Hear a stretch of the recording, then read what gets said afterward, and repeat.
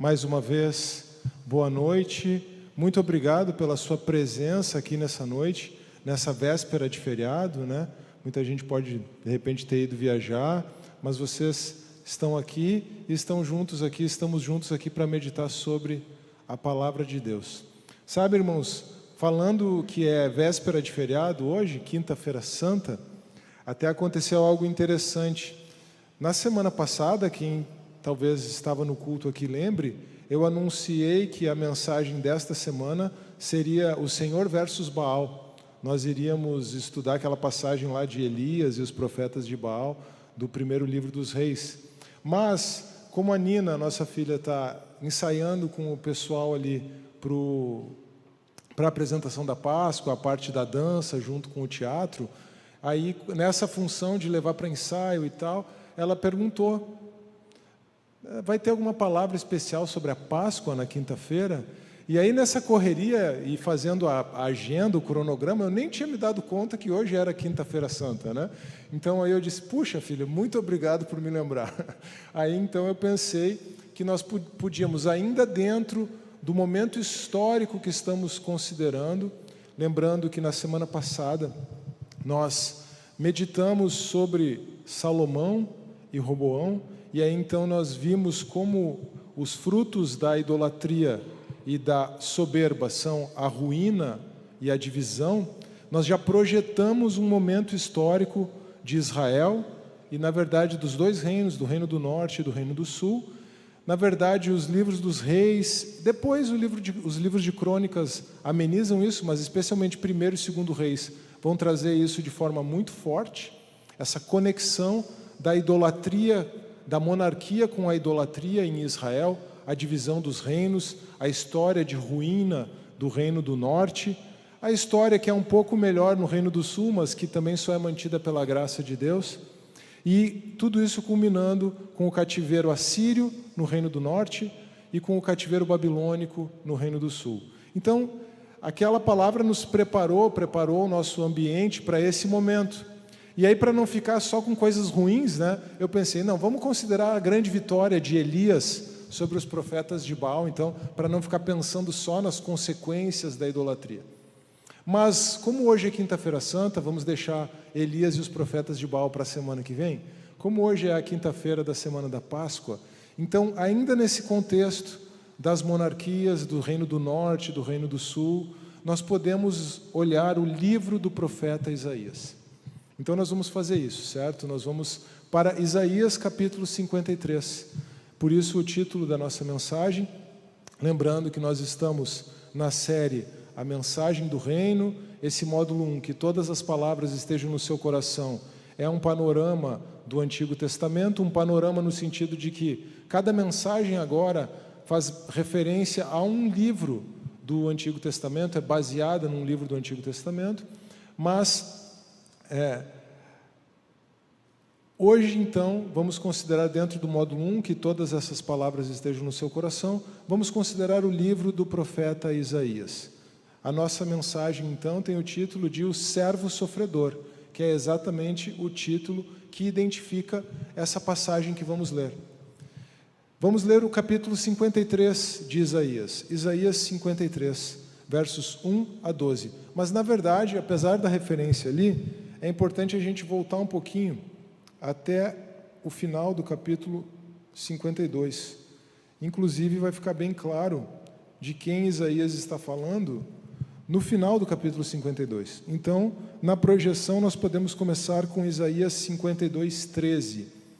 E depois entramos no capítulo 53. Isaías 52, 13, para começarmos então. Vejam, o meu servo agirá com sabedoria. Será engrandecido, elevado e muitíssimo exaltado. Assim como houve muitos que ficaram pasmados diante dele, sua aparência estava tão desfigurada que ele se tornou irreconhecível como homem. Não parecia um ser humano. De igual modo, ele aspergirá muitas nações, ou o servo prosperará, como diz uma outra tradução. Ele aspergirá muitas nações, e reis calarão a boca por causa dele. Pois aquilo que não lhes foi dito verão, e o que não ouviram compreenderão. Agora sim, o capítulo 53. Quem creu em nossa mensagem e a quem foi revelado o braço do Senhor? Ele cresceu diante dele como um broto tenro e como uma raiz saída de uma terra seca. Ele não tinha qualquer beleza ou majestade que nos atraísse. Nada havia em sua aparência para que o desejássemos. Foi desprezado e rejeitado pelos homens, um homem de dores e experimentado no sofrimento. Como alguém de quem os homens escondem o rosto, foi desprezado, e nós não o tínhamos em estima. Certamente ele tomou sobre si as nossas enfermidades, e sobre si levou as nossas doenças. Contudo, nós o consideramos castigado por Deus atingido e afligido. Mas ele foi transpassado por causa das nossas transgressões, foi esmagado por causa da nossa iniquidade, das nossas iniquidades. O castigo que nos trouxe paz estava sobre ele, e pelas suas feridas fomos curados. Todos nós, tal qual ovelhas, nos desviávamos. Cada um de nós se voltou para o seu próprio caminho. E o Senhor fez cair sobre ele a iniquidade de todos nós. Ele foi oprimido e afligido, e contudo não abriu a sua boca. Como um cordeiro foi levado para o matadouro, e como uma ovelha que diante de seus tosqueadores fica calada, ele não abriu a sua boca. Com julgamento opressivo ele foi levado. E quem pode falar dos seus descendentes? Pois ele foi eliminado da terra dos viventes por causa da transgressão do meu povo. Pois ele foi eliminado da terra dos viventes. Por causa da transgressão do meu povo, ele foi golpeado. Foi-lhe dado um túmulo com os ímpios e com os ricos em sua morte, embora não tivesse cometido nenhuma violência e nem houvesse nenhuma mentira em sua boca. Contudo, foi da vontade do Senhor esmagá-lo e fazê-lo sofrer. E embora o Senhor tenha feito da vida dele uma oferta pela culpa, ele verá sua prole e prolongará seus dias, e a vontade do Senhor prosperará em sua mão. Depois do sofrimento de sua alma, ele verá a luz e ficará satisfeito, ou ele verá o fruto do penoso trabalho da sua alma e ficará satisfeito, como diz uma outra tradução. Pelo seu conhecimento, meu servo justo justificará a muitos e levará a iniquidade deles. Por isso, eu lhe darei uma porção entre os grandes, e ele dividirá os despojos com os fortes. Porquanto ele derramou sua vida até a morte, e foi contado entre os transgressores, pois ele levou o pecado de muitos, e pelos transgressores intercedeu. Amém. Irmãos, nós somos muito acostumados a ouvir, a meditar, que essa é uma profecia sobre Jesus. Uma profecia muito notável sobre Jesus, porque prediz muitos detalhes do sofrimento de Jesus, da morte de cruz de Jesus, cerca de 700 anos antes de Cristo. Então, a datação tradicional desse capítulo é exatamente o ano 700 antes de Cristo. Mas para entendermos um pouco melhor como essa passagem fala sobre Jesus, talvez fosse melhor compreendermos um pouco melhor essa passagem no seu contexto original. Então eu convido os irmãos agora a nós olharmos um pouco para o livro do profeta Isaías, para a vida desse profeta, para a vida de Isaías. Nós podemos dizer que durante a vida de Isaías, o povo de Judá sabia que iria sofrer pelos seus pecados. Um dos grandes aspectos da profecia de Isaías é que o povo de Judá iria sofrer pelos seus pecados. Tem um slide sobrando aí. Ué? Será que... O que aconteceu? Bom, vamos deixar os slides para lá, porque eu tenho certeza que eu mexi nesses slides, mas paciência. Então deixa os slides, pode tirar os slides, Camilo, não tem problema nenhum. Acompanhe comigo aqui. O povo de Israel iria sofrer pelos seus pecados. Essa é a primeira página que nós abrimos nessa noite. O povo de Israel iria sofrer, ou melhor, o povo de Judá iria sofrer pelos seus pecados. Porque, na verdade, no momento em que Isaías está profetizando sobre o servo sofredor, o povo de Israel, o reino do norte, já havia sofrido pelos seus pecados. Isaías profetizou por cerca de 40 anos, do ano 740 ao ano 700 a.C. Como é antes de Cristo, a gente conta de trás para frente mesmo, tá? Então, do ano 740 até o ano 700 a.C. Isaías exerceu seu ministério durante o período dos reis Uzias, Jotão, Acás e Ezequias. E essa profecia, como eu mencionei, ela é posicionada durante o ano 700 a.C. E havia uma coisa muito interessante naquele momento. Isaías profetiza para frente acerca do cativeiro babilônico. Isaías projeta o cativeiro babilônico. Mas naquele momento histórico, no momento histórico em que Isaías está vivendo, ele está enfrentando juntamente com o povo de Judá a ameaça dos assírios. Então, Isaías, junto com o povo de Judá, está enfrentando a ameaça dos assírios. E veja o que acontece aqui, irmãos. Isso é algo muito interessante de nós vermos. O livro de Isaías, ele é dividido normalmente em duas, talvez podemos até dividi-lo em 3 partes, certo? Do capítulo 1 até o capítulo... achou o slide certo? Obrigado, Camilo. Do capítulo... Talvez eu tenha feito alguma coisa errada lá, mas achamos. Então, nós estamos falando que o povo de Judá iria sofrer por seus pecados. Para entendermos isso um pouco melhor, olhando para o livro do profeta Isaías, nós temos o seguinte: o capítulo 1 até o capítulo 39, e aí o pessoal gosta de, para ajudar a memorizar, associar isso com o Antigo Testamento, que tem 39 livros. O capítulo 1 até o capítulo 39 tem uma ênfase predominante de juízo. E por que essa ênfase de juízo sobre Judá e sobre as nações em volta? Por causa, já sabemos, da idolatria. O que a lei diz? Que a idolatria atrairia para o povo de Israel maldição, morte, e a consequência disso seria ruína, destruição. Então, por causa da idolatria, os primeiros 39 capítulos de Isaías, a ênfase dos primeiros 39 capítulos é o juízo, a condenação. Mas algo muito interessante acontece a partir do capítulo 40. O capítulo 40, então, no capítulo 40, Isaías profetiza acerca do cativeiro babilônico. E a profecia acerca do cativeiro babilônico é uma profecia de consolo, de conforto, de esperança. É a profecia acerca da restauração de Deus.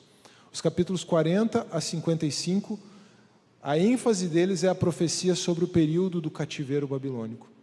E a partir do capítulo 56, do capítulo 56 até o final do livro, capítulo 66, são profecias sobre o retorno do povo de Judá para a terra. Então, é bem fácil de pensar. Juízo até o capítulo 39, esperança a partir do capítulo 40 até o capítulo 66. Agora, eu falei que durante o ministério de Isaías havia uma ameaça dos assírios. E isso aqui é bem interessante de olhar para a história de Israel mesmo. Por volta do ano 730, mais ou menos, antes de Cristo, houve uma guerra civil entre o Reino do Norte e o Reino do Sul. Aquilo que quase aconteceu nos dias de Roboão, como nós vimos na semana passada, nos dias de Roboão e Jeroboão, veio a acontecer mais ou menos uns 200 anos depois, nos dias do profeta Isaías. E durante essa guerra, o rei Acás vai pedir ajuda para os assírios, que eram a grande potência da época, o rei Acás pede ajuda para os assírios contra o reino do norte, para lutar contra os seus irmãos. E isso ele faz contrariando o conselho do próprio Isaías. Olha que interessante. Isaías diz: você não vai pedir ajuda para os assírios para lutar contra o reino do norte, mas ele vai e pede essa ajuda. Poucos anos depois, o que acontece é que os próprios assírios destroem o reino do norte, conquistam o reino do norte. Acontece aquilo que eu mencionei na quinta-feira e que o pastor Marco mencionou no domingo também. Aquela mistura que os assírios promovem com o reino do norte. O reino do norte perde a sua identidade, surge o povo dos samaritanos. Agora veja o que o rei Acás faz. Ele se alia com aquele rei, com aquele povo que iria destruir os seus próprios irmãos. E isso contra o conselho de Deus, contra o conselho do profeta.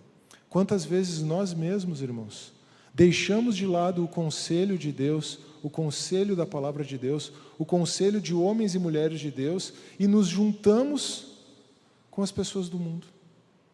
E isso para ruína e destruição nossa, e isso causando muitas vezes muito mal para aqueles que estão ao nosso redor.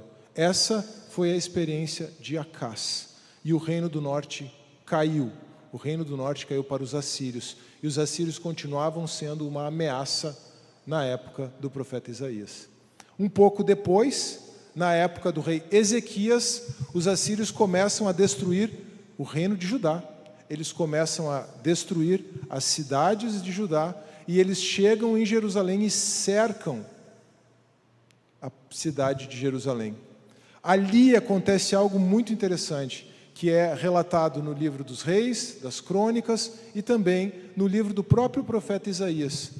A passagem que termina aquela primeira parte, os capítulos 38 e 39, são uma parte histórica que refletem essa história que nós temos nos livros das Crônicas. O reino de Judá, Jerusalém, está cercada pelos assírios. O rei Senaqueribe está comandando essa campanha e então, durante aquele cerco, os judeus, né, o povo de Judá, não tem nada, eles estão ali e eles estão na destruição iminente. A única coisa que eles têm é uma fonte de água.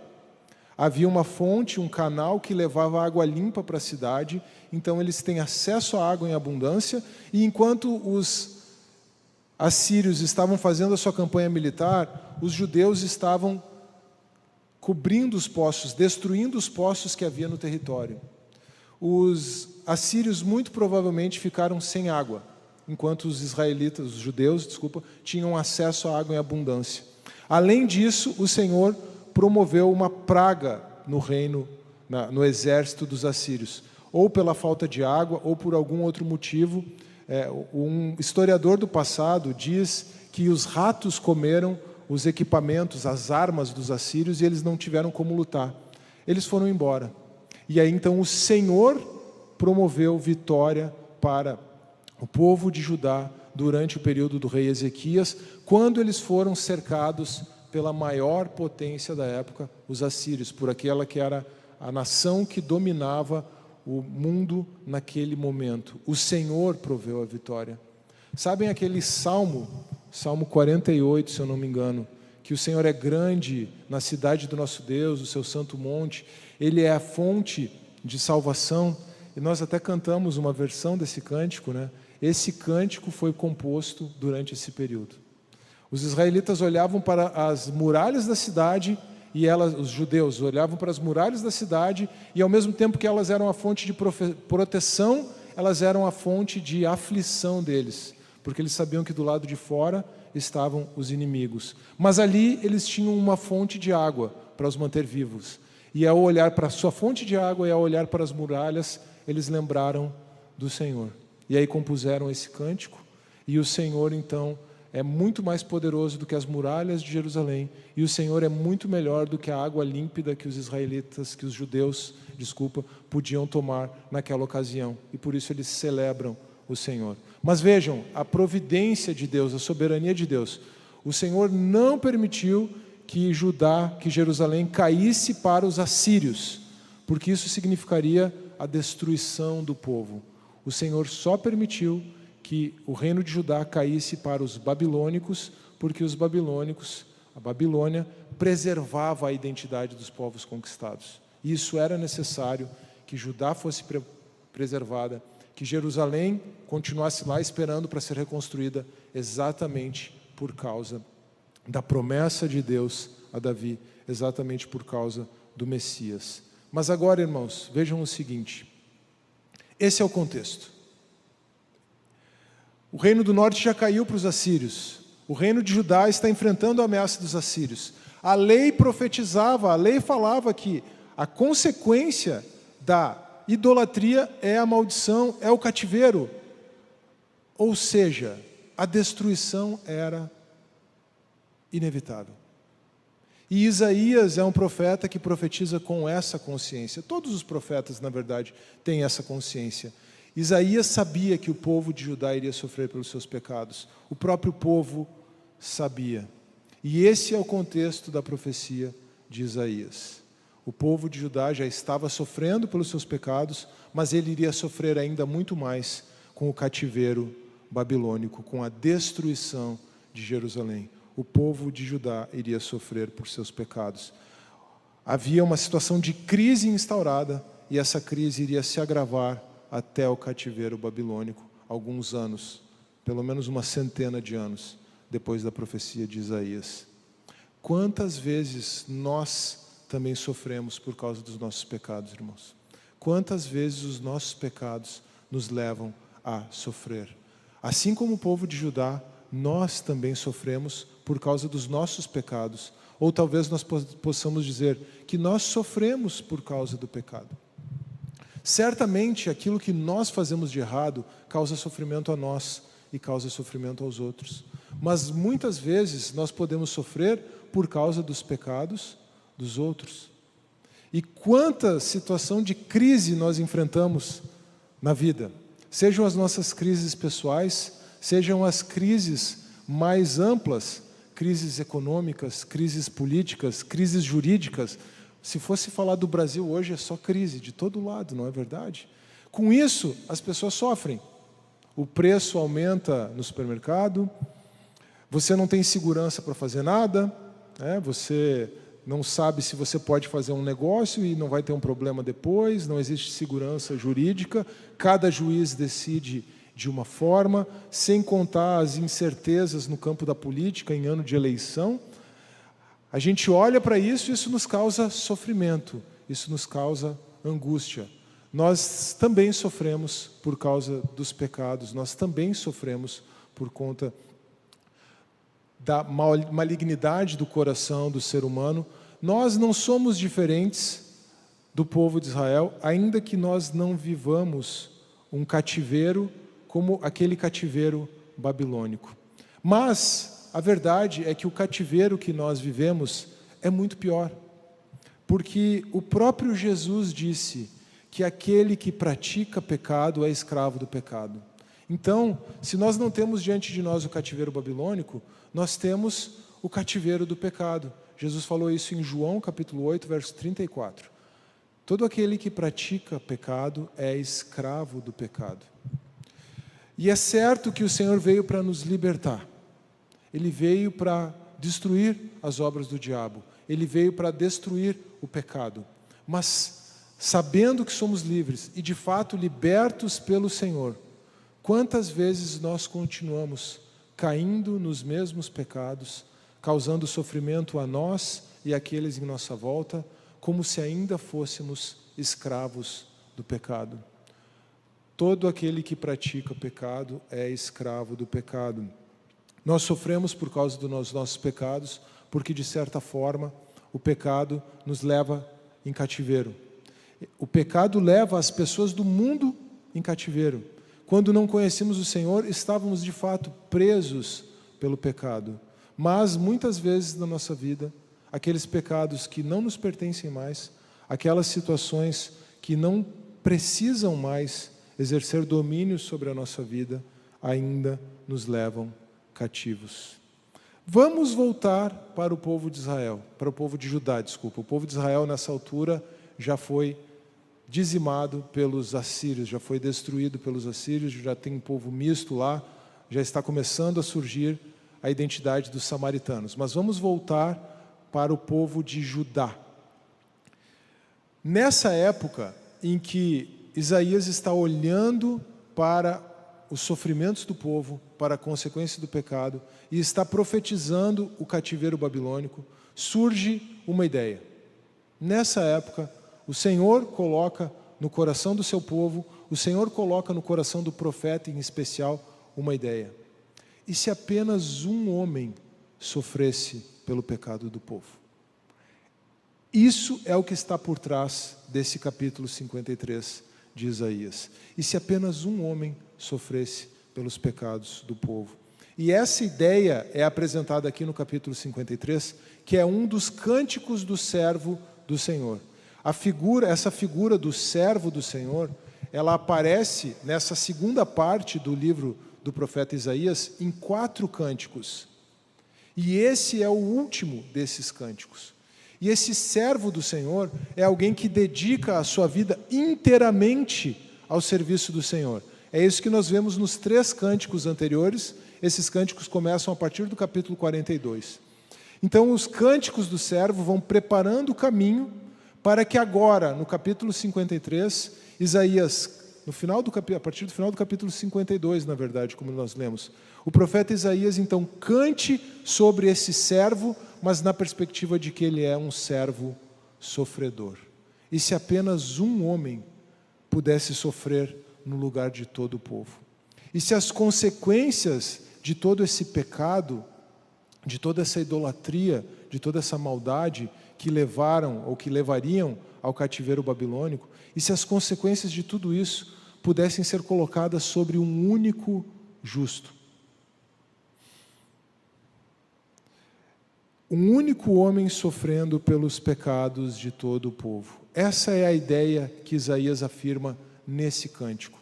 E é muito interessante nós olharmos para as características deste homem, para as características do servo sofredor. Isaías 53, 2 e 3 nos diz que assim como os profetas eram desprezados, ele seria desprezado. Então vamos ler de novo o capítulo 53, versos 2 e 3. Ele cresceu diante dele como um broto tenro e como uma raiz saída de uma terra seca. Ele não tinha qualquer beleza ou majestade que nos atraísse. Nada havia em sua aparência para que o desejássemos. Foi desprezado e rejeitado pelos homens, um homem de dores e experimentado no sofrimento. Como alguém de quem os homens escondem o rosto, foi desprezado e nós não os tínhamos em estima.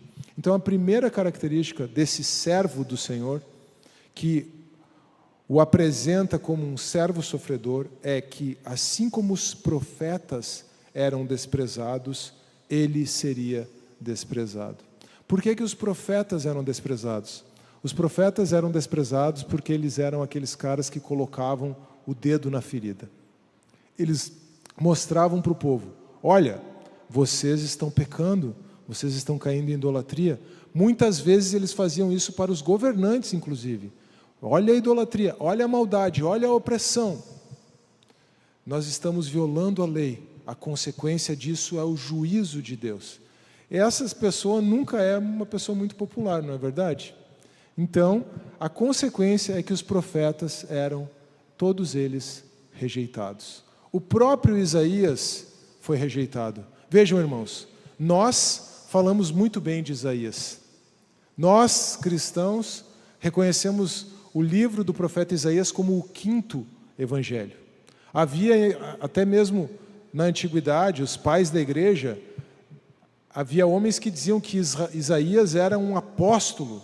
Claro, olha que coisa anacrônica, né? Jesus veio depois, mas chegava a identificar Isaías como um apóstolo, como um evangelista, por conta dessa promessa de graça que há, especialmente a partir do capítulo 40 do livro do profeta Isaías. Nós falamos muito bem de Isaías.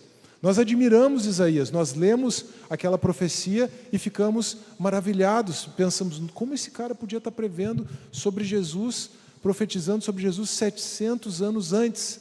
Mas a verdade é que, por colocar o dedo na ferida, o próprio Isaías era desprezado. A tradição judaica diz que Isaías, isso é colocado debaixo do reino de Manassés, o sucessor de Ezequias e um rei muito maligno.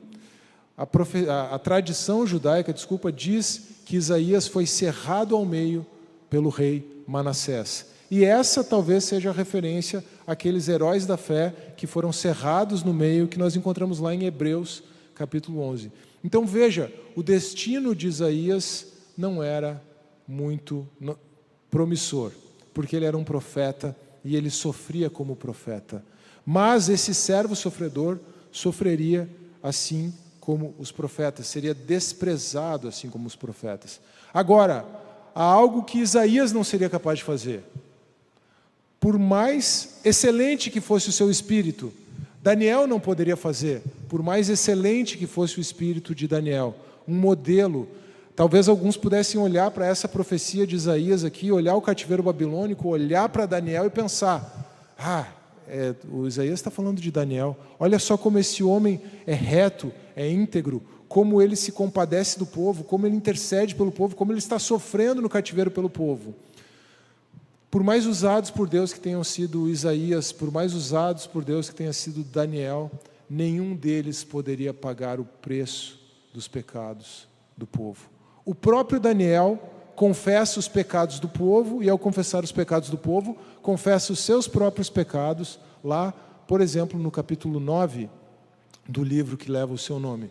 No capítulo 9 do livro de Daniel, nós temos uma confissão de pecados. Esse pecado é do povo, mas Daniel se identifica com o povo no seu pecado. Ainda que ele tivesse um espírito excelente, ele era um homem falho, assim como nós.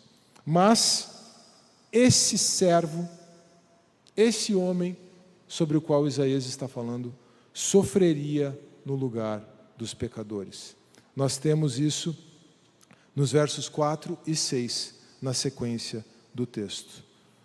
Isaías 53, 4 diz: certamente ele tomou sobre si as nossas enfermidades, e sobre si levou as nossas doenças. Contudo, nós o consideramos castigado por Deus atingido e afligido, mas ele foi transpassado por causa das nossas transgressões, foi esmagado por causa de nossas iniquidades. O castigo que nos trouxe paz estava sobre ele, e pelas suas feridas fomos curados. Grave essa expressão do verso 5, por favor. O castigo que nos trouxe paz estava sobre ele. Todos nós, tal qual ovelhas, nos desviamos. Cada um de nós se voltou para o seu próprio caminho, e o Senhor fez cair sobre ele a iniquidade de todos nós. Mas a terceira característica desse servo sofredor, aquela que é talvez a mais notável de todas, ao olharmos para uma pessoa sujeita ao sofrimento, é que ele sofreria em silêncio. E isso, o seu silêncio diante do sofrimento, seria a sua vitória. O servo sofredor, profetizado por Isaías, sofreria em silêncio. Ele não pagaria o mal com o mal. Ele sofreria em silêncio. E essa maneira dele sofrer é que seria exatamente a sua vitória. Isso está do verso 7 até o verso 12. Ele foi oprimido e afligido, e contudo não abriu a sua boca. Como um cordeiro foi levado para o matadouro, e como uma ovelha que diante de seus tosqueadores fica calada, ele não abriu a sua boca. Com julgamento opressivo ele foi levado. E quem pode falar dos seus descendentes? Veja agora a descrição do seu sofrimento em termos de derrota. Pois ele foi eliminado da terra dos viventes, por causa da transgressão, não dele, por causa da transgressão do meu povo, ele foi golpeado. Foi-lhe dado um túmulo com os ímpios e com os ricos em sua morte, embora não tivesse cometido nenhuma violência, nem houvesse nenhuma mentira em sua boca. Um homem irrepreensível. Contudo, foi da vontade do Senhor esmagá-lo e fazê-lo sofrer. E embora o Senhor tenha feito da vida dele uma oferta pela culpa, agora veja, porque ele sofreu em silêncio, porque ele não tinha pecado, porque ele não tinha transgressão, o seu sofrimento foi a sua vitória. E embora o Senhor tenha feito da vida dele uma oferta pela culpa, ele verá sua prole e prolongará seus dias, e a vontade do Senhor prosperará em sua mão. Veja que embora Isaías não fale de ressurreição, não fale diretamente de ressurreição, o texto, de certa forma, está apontando para isso. Porque o servo sofredor entrega a sua alma na morte, mas ele se alegra ao ver o fruto do seu trabalho, ao ver a sua descendência, no caso, uma descendência espiritual, a sua prole. Depois do sofrimento de sua alma, verso 11, ele verá a luz e ficará satisfeito. Pelo seu conhecimento, o meu servo justo justificará a muitos e levará a iniquidade deles. Ou, uma tradução possível também para o verso 11 ele verá o fruto do penoso trabalho da sua alma e se alegrará. Pelo seu conhecimento, meu servo justo justificará a muitos e levará a iniquidade deles. Por isso, eu lhe darei uma porção entre os grandes, e ele dividirá os despojos com os fortes, porquanto ele derramou sua vida até a morte e foi contado entre os transgressores, pois ele levou o pecado de muitos e pelos transgressores intercedeu. E se apenas um homem pudesse sofrer no lugar do povo? Se apenas um homem pudesse sofrer no lugar do povo. A verdade, irmãos, é que nós sabemos de quem Isaías está falando. Nós sabemos para quem essa profecia aponta. Nós sabemos que Jesus sofreu as consequências do pecado no nosso lugar. Nós não precisamos mais ficar sofrendo por causa dos nossos pecados. Sim, pecados vão ter consequências. E sim, pecados vão provocar sofrimento. Pecados vão nos levar a crises. E muitas vezes nós podemos sentir os efeitos das crises dos pecados dos outros, ou os efeitos de uma crise da nação, de uma cidade, de um estado. Mas o fato é que, embora as circunstâncias não mudem, nós não precisamos mais ficar sofrendo pelos nossos pecados, ou ficar sofrendo por causa dos pecados, porque Jesus já sofreu no nosso lugar. Jesus já sofreu no nosso lugar. E a Cauana pode subir agora. Jesus já sofreu no nosso lugar.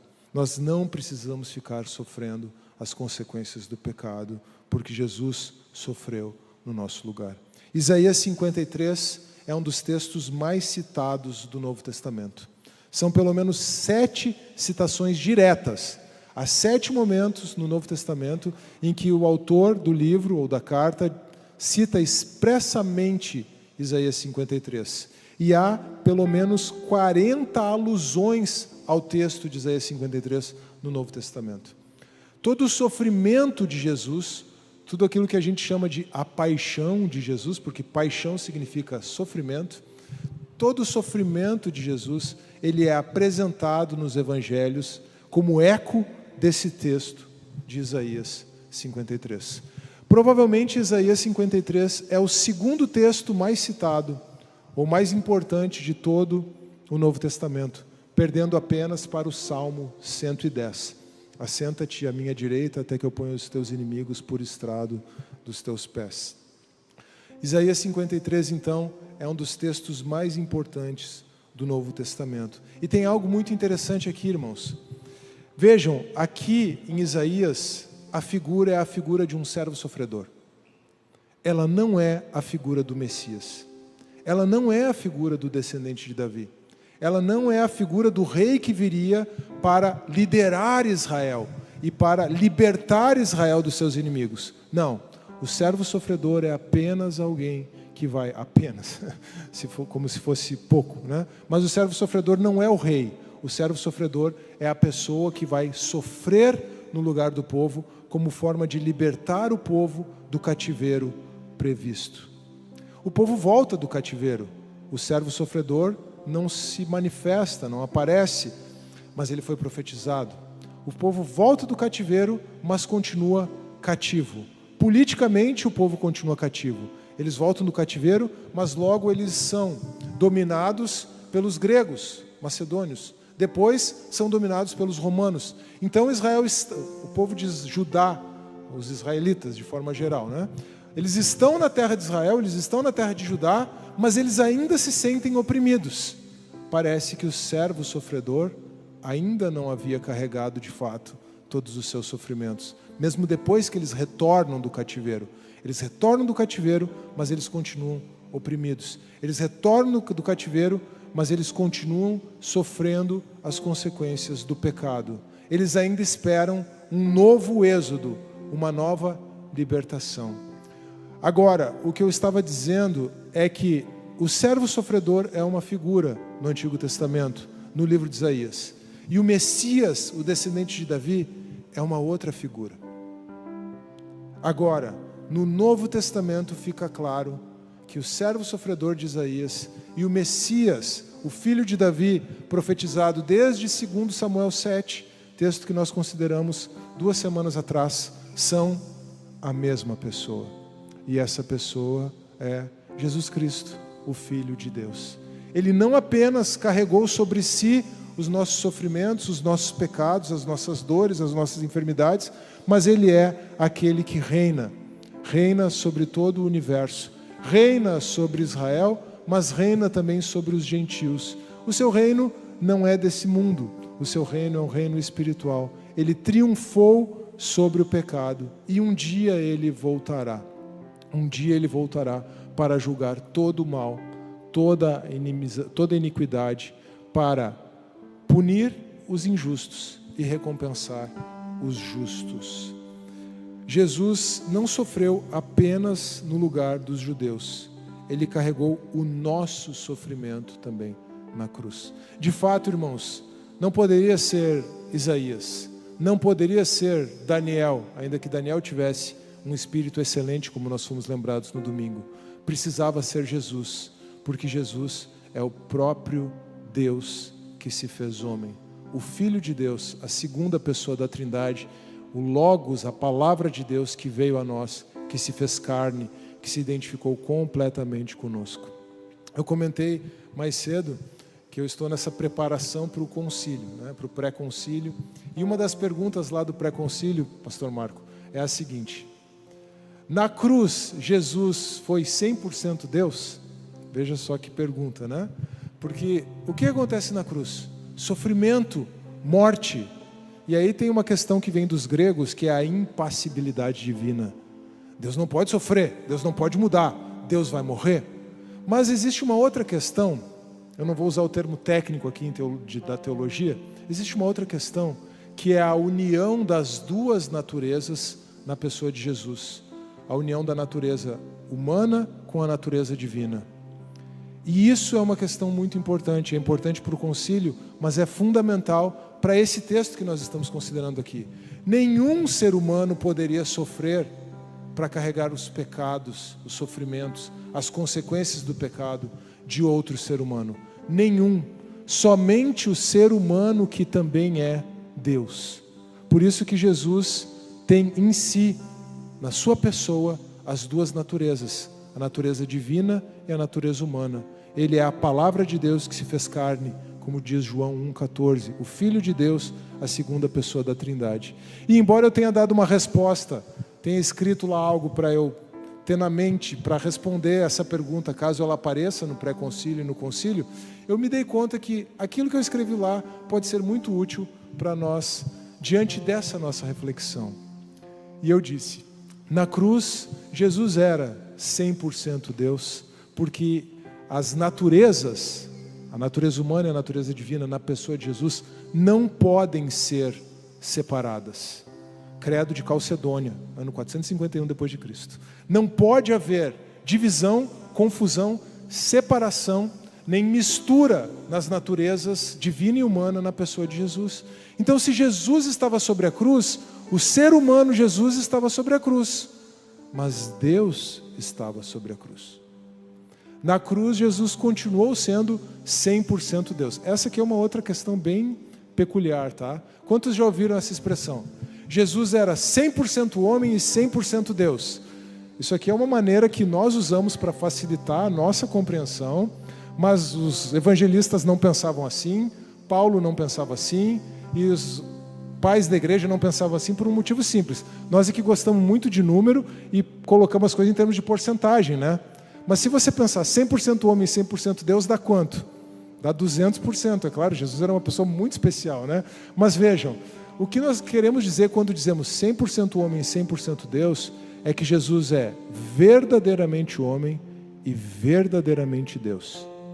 E as duas coisas, sem mistura, sem confusão, sem separação e sem divisão. Então, se é sem divisão, a verdade é que na cruz, Deus sofreu no nosso lugar.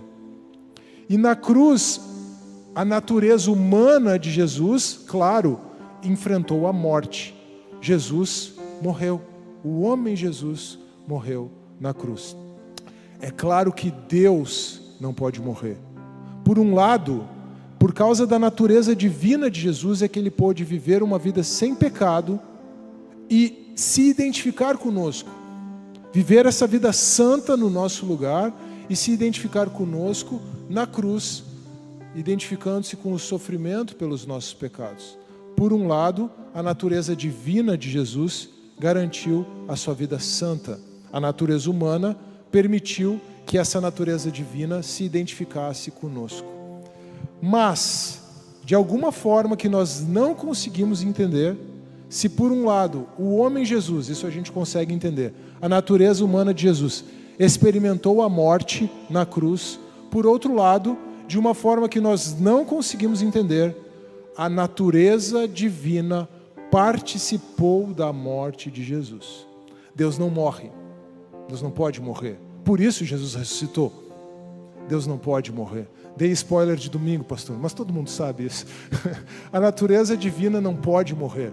Deus não morre. Por isso Jesus ressuscitou. Mas, de alguma forma que nós não conseguimos compreender, e aí talvez esteja a pegadinha da pergunta lá do concílio, a natureza divina participou da morte. Deus participou da nossa morte. Deus se identificou conosco na morte de Cristo. Um teólogo já disse no passado que na cruz a culpa humana é transformada em sofrimento divino, para que o sofrimento divino possa ser transformado em perdão, em graça e em vida para os seres humanos. Essa segunda parte eu estou acrescentando aqui. Na cruz, a culpa humana é transformada em sofrimento divino. O servo sofredor é o próprio Deus que se fez carne e veio sofrer no nosso lugar. Vejam o que Jesus diz em João 14, 27. Se nós voltarmos para Isaías 53, 5, nós vamos ler ali, vamos perceber ali que o servo sofredor carregaria os nossos pecados e carregaria o castigo que nos traz a paz.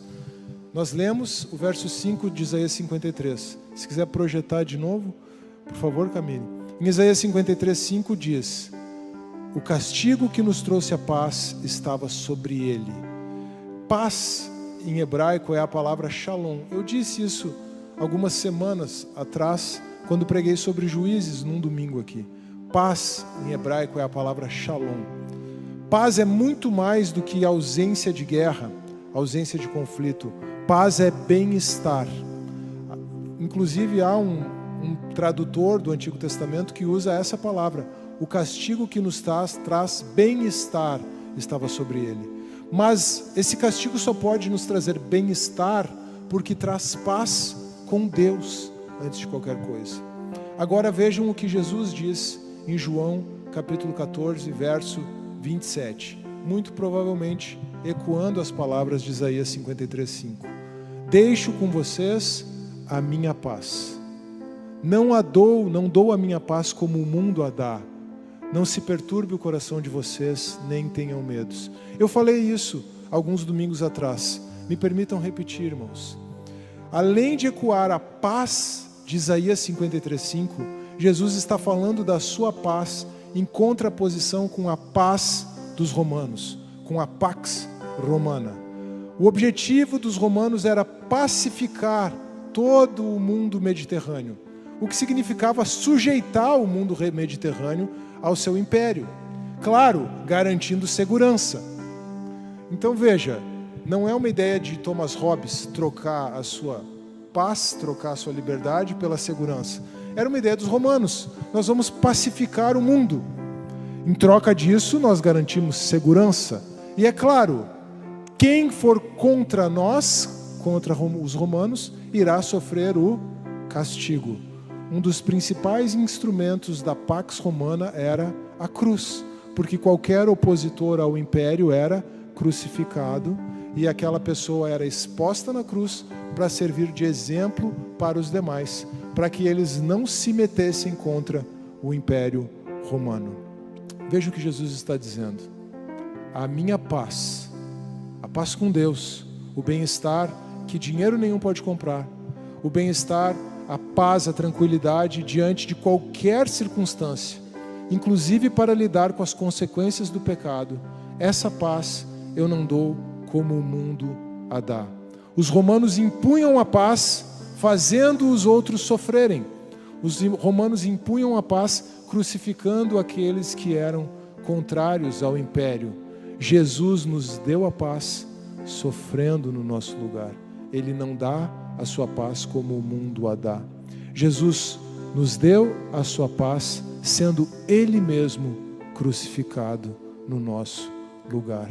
Vejam o tamanho da paz, a qualidade de paz, a natureza da paz, o preço da paz que o servo sofredor de Deus comprou para nós. Nesta noite nós consideramos o texto de Isaías 53. Começamos lá no final do verso 52, mas lemos Isaías 53 e vimos que naquele contexto do profeta Isaías, o povo de Judá iria sofrer pelos seus pecados. Era algo inevitável. Estava profetizado na lei, a ameaça assíria já estava presente e pouco mais de 100 anos depois de Isaías, os babilônicos chegariam. Assim como o povo de Judá sofreu por causa dos pecados, nós também sofremos por causa dos nossos pecados. A pergunta que está por trás desse que é o último dos 4 cânticos do servo em Isaías 53 é: e se apenas uma pessoa pudesse sofrer pelos pecados do povo? E a resposta que nós vemos no Novo Testamento, identificando o servo sofredor de Isaías com o Messias, o filho de Davi, o filho de Deus, é que Jesus sofreu as consequências do pecado no nosso lugar. O resultado disso, irmãos, é que nós não precisamos mais ficar sofrendo por conta dos pecados, sejam nossos, sejam de qualquer pessoa. Nós não precisamos mais ficar sofrendo por causa da crise, ainda que a crise possa implicar a diminuição do poder de compra do nosso dinheiro, incertezas sobre o futuro, uma série de coisas, desemprego, o que quer que seja.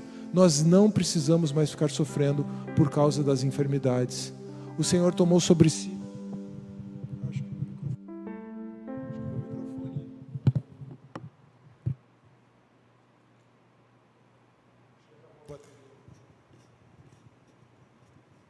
Alô? Acho que acabou a bateria daquele microfone. O Senhor tomou sobre si as nossas enfermidades. Nós não precisamos ficar sofrendo por causa disso. Podemos ser curados, mas ainda que não sejamos, nós não precisamos ficar sofrendo por causa das enfermidades. Nós podemos alcançar paz, shalom, bem-estar, por causa do fruto do penoso trabalho da alma de Cristo. Ele olha para nós, depois de ter enfrentado a cruz, e Ele se alegra. Essa é uma palavra, nessa quinta-feira da semana de Páscoa, nessa quinta-feira santa, para que nós entremos na celebração da Páscoa, lembrando aquilo que Jesus fez por nós, sem peso, deixando de lado todo o peso do pecado, deixando de lado qualquer pecado que esteja afligindo a nossa vida, mas acima de tudo, não carregando o peso, não carregando a culpa, porque Jesus levou toda a culpa pelo nosso pecado no nosso lugar. Foi sobre isso que Isaías profetizou, e é isso que nós de fato vemos acontecer no Novo Testamento, e é isso que nós podemos de fato experimentar estando em Cristo. Vamos nos colocar de pé? Nós te agradecemos pelo sacrifício de Jesus, porque hoje lembramos disso de forma muito especial, em razão do dia da semana, em razão de ser a quinta-feira prévia à sexta-feira da paixão, o dia em que lembramos de fato da crucificação de Jesus, e nós te agradecemos sobremaneira, porque sabemos do spoiler, sabemos do que acontece no domingo, sabemos que Jesus ressuscitou para nos dar vida. O servo sofredor vê o fruto do penoso trabalho da sua alma e se alegra. Ele derramou a sua alma na morte, mas o Senhor o fez prosperar, e Ele traz consigo muitos, Ele justifica muitos pelo seu conhecimento, e nós podemos nos apresentar na Tua presença com um coração agradecido, e fazemos isso nessa noite. Recebe a nossa gratidão, Pai, em nome de Jesus. Amém. Amém.